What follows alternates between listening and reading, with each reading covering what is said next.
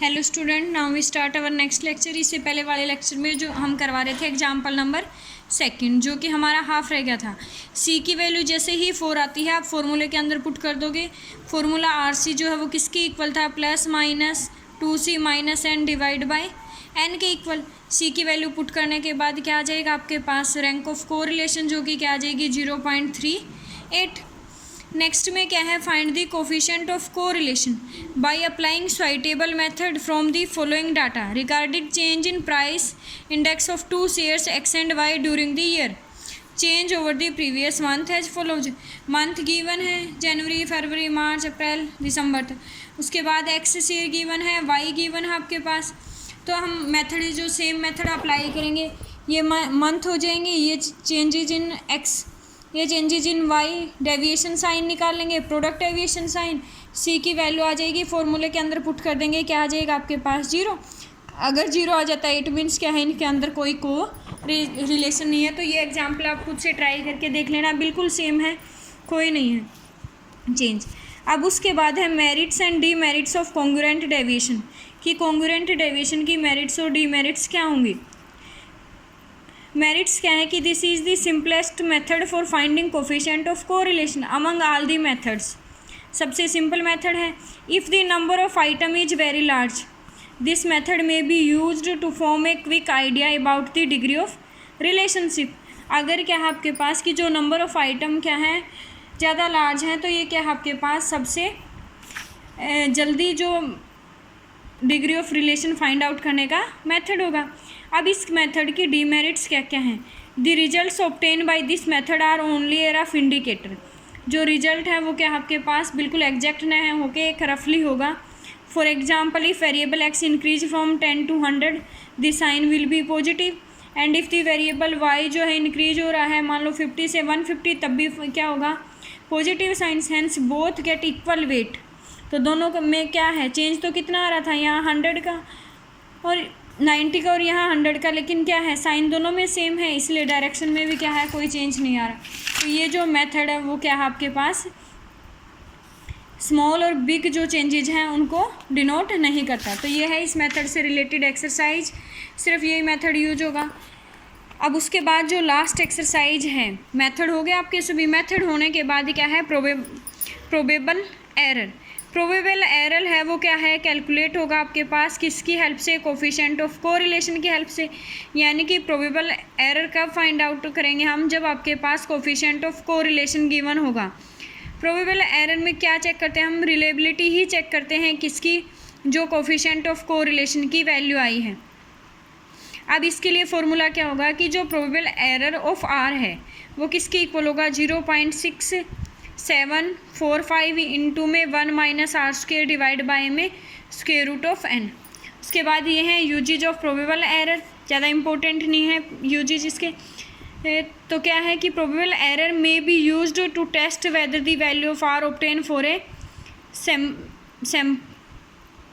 Sample is significant. Probable error जो है उसमें क्या करेंगे, सबसे पहले आर की वैल्यू क्या करेंगे हम ऑब्टेन करेंगे। If the observed value of R is less than it's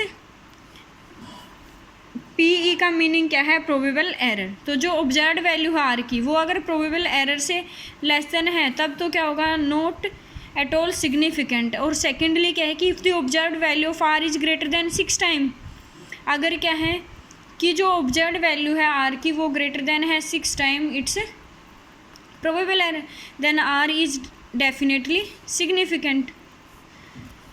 तो अब फर्स्ट एग्जाम्पल देखो, if R equal to 0.9 and N equal to 25 then find out probable error. तो आर की वैल्यू गिवन है आपके पास 0.9 एंड एन की वैल्यू क्या गिवन है 25।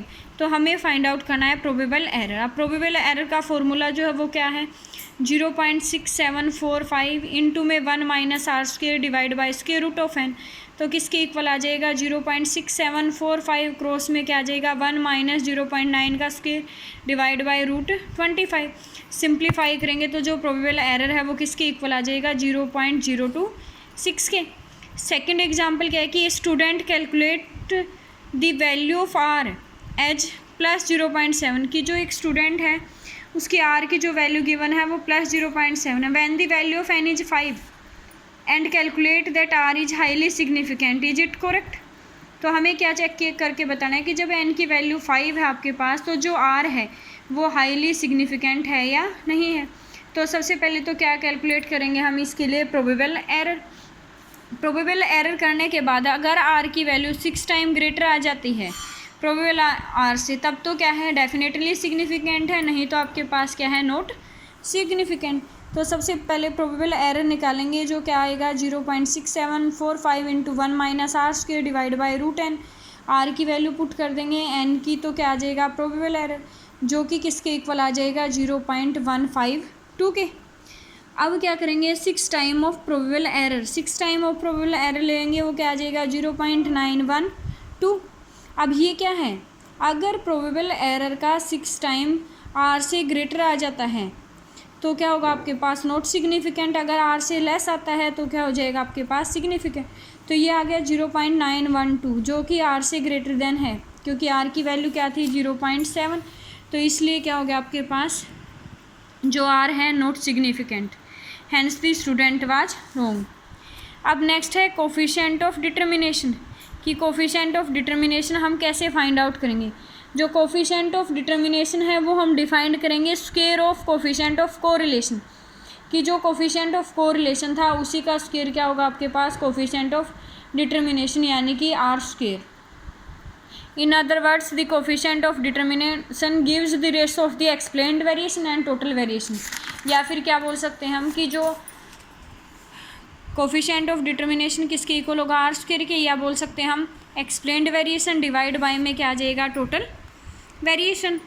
अब नेक्स्ट है कोफिशिएंट ऑफ नॉन डिटर्मिनेशन। अब जो नॉन डिटर्मिनेशन का कोफिशिएंट है वो किससे डिनोट करेंगे हम के स्क्वायर से। तो जो के स्क्वायर है वो किसके इक्वल आ जाएगा unexplained variation divide by total variation. अब अनएक्सप्लेन्ड वेरिएशन कैसे आएगी, टोटल वेरिएशन में से अगर हम एक्सप्लेन्ड माइनस कर देंगे तो क्या बच जाएगी आपकी अनएक्सप्लेन्ड। तो क्या आ जाएगा आपके पास टोटल डिवाइड बाय में टोटल करेंगे तो आ जाएगा 1 माइनस के explained variation divide by total variation करेंगे, ये किसका फॉर्मूला हो जाएगा आर स्क्वायर की।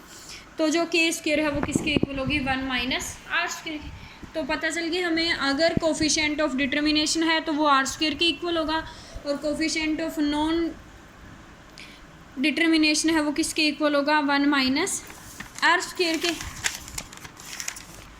अब इससे रिलेटेड एग्जांपल देखो क्या है कि द कोफिशिएंट ऑफ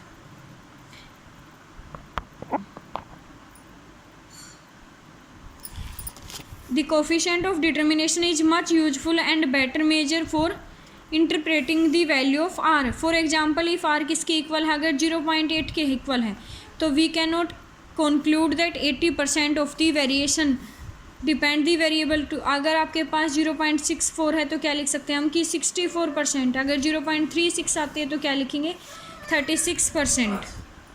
अब इनसे रिलेटेड एग्जाम्पल देखो, the coefficient of correlation between demand and price is 0.8। तो जो कोफिशिएंट ऑफ कोरिलेशन है वो कितना है 0.8, यानी कि आर किसके इक्वल आ जाएगा 0.8 के।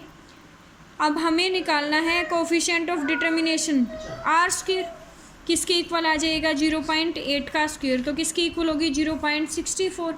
अब इसको क्या लिख सकते हैं हम कि 64% है किसकी वेरिएशन की in demand are explained by variation. Next में क्या है, do you agree with the statement R equal to 0.6 implies that 60% of the data are explained. हमें क्या करना है कि ये बताना है कि अगर आप एग्री हो कि अगर आर 0.6 के इक्वल है तो हमें क्या मिलेगा कि 60% of the data are explained. No, क्योंकि क्या आपके पास आर 0.6 है, आर स्क्वायर तो क्या होगा 0.36 और 0.36 में एक्सप्लेन डाटा कितना होगा 36%, और ये कितना बता रहा है 60%। तो ये क्या हो जाएगा आपके पास रॉन्ग। अब इसी से रिलेटेड जो 5th एग्जाम्पल है वो क्या है आपके पास कि a correlation between 2 variables has a value are equal to 0.6 and a correlation between other 2 values is 0.3। Other 2 values के बीच में क्या है 0. Does it mean that the first correlation is twice as strong as the second. तो जो first case है उसमें are किसके इक्वल है 0.6 के, तो जो कोफिशिएंट ऑफ कोरिलेशन है वो क्या आ जाएगा आर स्क्वायर किसके इक्वल हो जाएगा 0.6 का स्क्वायर किसके इक्वल हो जाएगा 0.36 के। सेकंड केस में आर किसके इक्वल है 0.3 के, तो आर स्क्वायर किसके इक्वल हो जाएगा 0.09। तो इसमें जो एक्सप्लेन्ड है डाटा वो तो क्या आ जाएगा 36% और इसमें क्या आ जाएगा 9%। तो ये क्या है एक दूसरे के, हमें तो क्या दिखाने थे कि ट्वाइस, बट ट्वाइस तो है ही नहीं, एक 36% और एक 9%। तो हैंस आर इक्वल टू 0.6 जो है does not indicate that relationship is twice as strong as 0.3। तो इसी के साथ आपका कोरिलेशन का चैप्टर कंप्लीट होता है। ठीक है।